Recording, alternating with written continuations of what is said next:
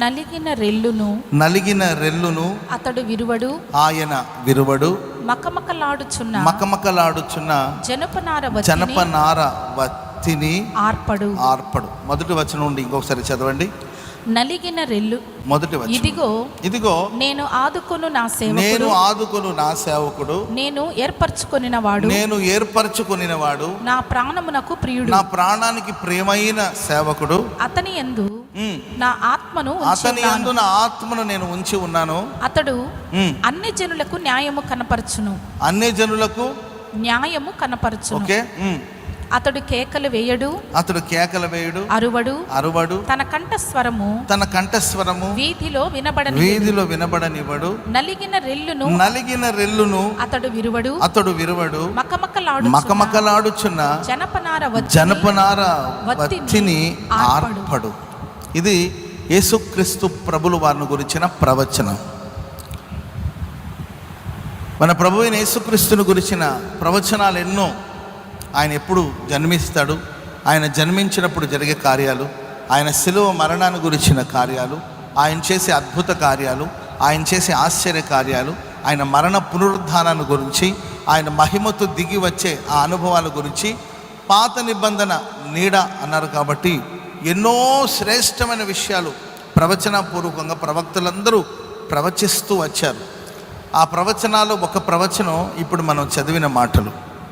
నేను ఆదుకును నా సేవకుడు అని ప్రభు అంటారు. నా ప్రాణానికి ప్రియమైన వాడు నా సేవకుడు, అతని యందు నా ఆత్మను ఉంచానని యేసుక్రీస్తు వారి గురించి మాట్లాడుతూ చాలా క్యారెక్టర్లు, చాలా క్వాలిటీస్ అక్కడ చెప్పుకుంటూ వస్తారు. దాంట్లో ఒక మాట ఏంటంటే, నలిగిన రెల్లును విరువడు, మకమకలాడుచిన జనపనార వత్తిని ఆర్పడు. అసలే నలిగిపోయింది ఆ రెల్లు, దాన్ని విరిచి ఇది పనికిరాదు, నలిగిపోయిన రెల్లు, ఇక ఇది పనికిరాదని దాన్ని త్రోసి పారేసే దేవుడు కాదు. మకమకలాడుచున్న జనపనార వత్తి అంటే ప్రియులారా, దీపం వెలుగుతూ ఉంటుంది.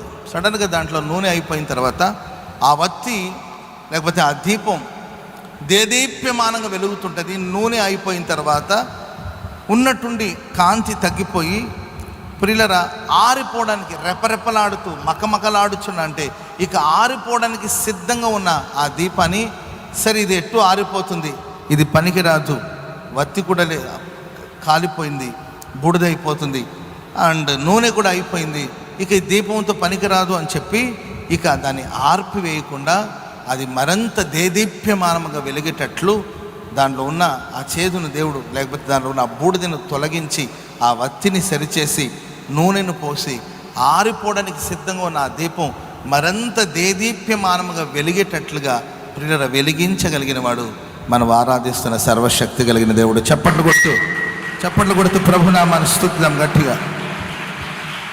ప్రైజ్ ది లార్డ్, హల్లెలూయా. చెప్పండి గట్టిగా, హల్లెలూయా. నలిగిన రెల్లును విరువడు, మకమకలాడుచిన జనపనార వత్తిని అయినా ఆర్పడు అని పరిశుద్ధ లేఖనాల్లో మనం చూస్తున్నాం.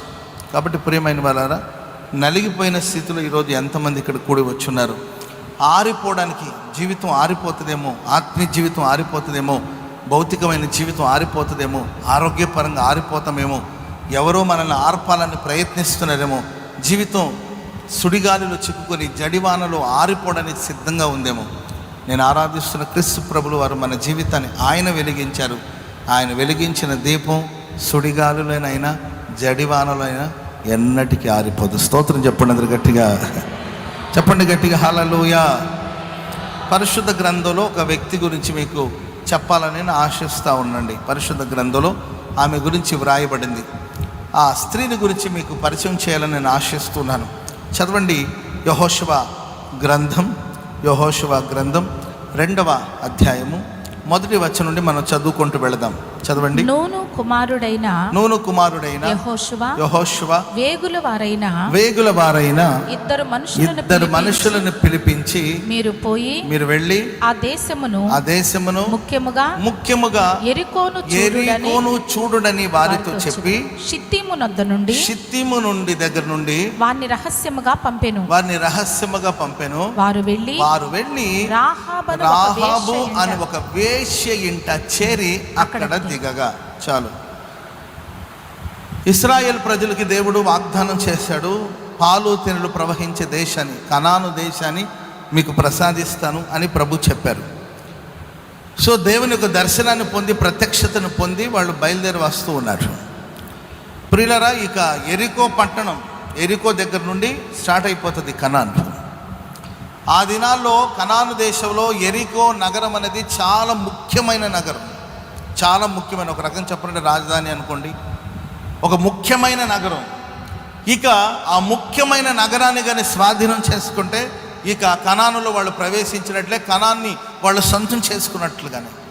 అప్పటికే కనాను దేశంలో దాదాపు 7 జాతుల వారు ఆ దేశంలో ఉన్నారు. 7 జాతుల వారు ఆ ప్రాంతంలో ఉన్నారు.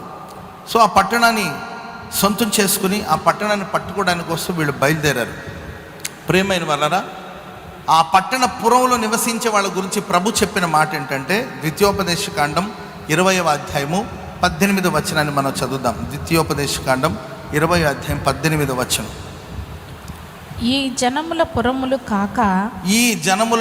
కాక నీకు బహుదూరముగా ఉండిన సమస్త పురములకు మాత్రమే ఇలాగున చేయవలెను.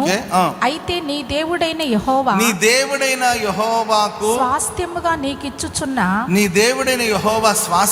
నీకు నియమిస్తున్న ఈ జనముల పురములలో ఊపిరి గల దేనిని బ్రతకనీయకూడదు. ఈ జనముల పురములలో ఊపిరి గల దేనిని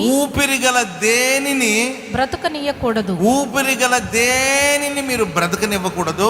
వీరు అనగా హిత్తీయులు, అమోరీయులు, కనానీయులు, పెరజ్జీలు, హివ్వీయులు, యెబూసీలను వారు తమ తమ దేవతల విషయమై చేసిన సమస్త హేయ కృత్యముల రీతిగా మీరు చేసి నీ దేవుడైన యెహోవాకు విరోధంగా పాపము చేయుటకు వారు మీకు నేర్పకుండునట్లు నీ దేవుడైన యెహోవా నీకు ఆజ్ఞాపించిన ప్రకారముగా వారిని నిర్మూలము చేయవలెను. చూడండి, దేవుడు వాళ్ళకి చెప్పిన మాట ఏంటంటే, కనానులోనికి ప్రవేశించిన తర్వాత, పట్టణ పురములలో మీరు ప్రవేశించిన తర్వాత ఊపిరి గల దేనిని విడిచిపెట్టకూడదు, వాటిని నిర్మూలన చేయమని ప్రభు ఆజ్ఞాపించాడు.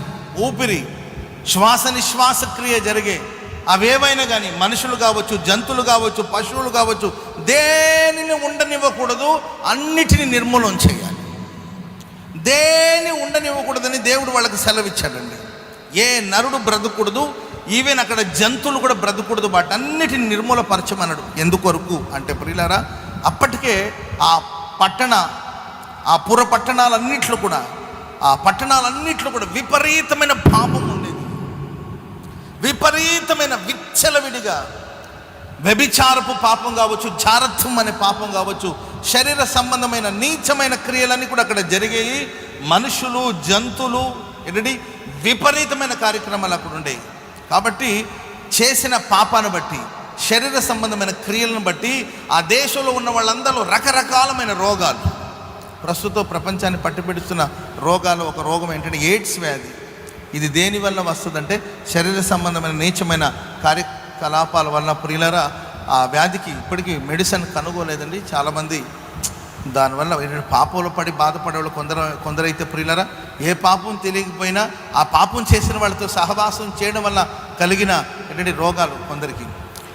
అప్పట్లో ఎరికో పట్టణంలో విపరీతమైన రోగాలు, రకరకాలమైన వ్యాధులండి. వ్యాధులతో, రోగాలతో, శరీర సంబంధమైన రోగం, దేహాలు నీచమైన రోగాలతో బాధించబడుతున్న పరిస్థితి. జంతువులు కూడా ఆ వ్యాధులు ఉండేయట. మీరు అర్థం చేసుకోవాలి, అంత నీచమైన పరిస్థితులు ఆ దేశ ప్రజలు సాగిపోతున్నారండి. అందుకే దేవుడు అన్నాడు, రోగాలతో, పాపాలతో నిండిన వాళ్ళ అలవాటు మీకు రాకూడదు, వాళ్ళ అనారోగ్యాలు మీకు రాకూడదు. కాబట్టి ఎవ్వరు పొరపాటున అక్కడ ఏ ఊపిరి గల దేన్ని కూడా మీరు విడిచిపెట్టొద్దని దేవుడు వాళ్ళకు సెలవిచ్చారు.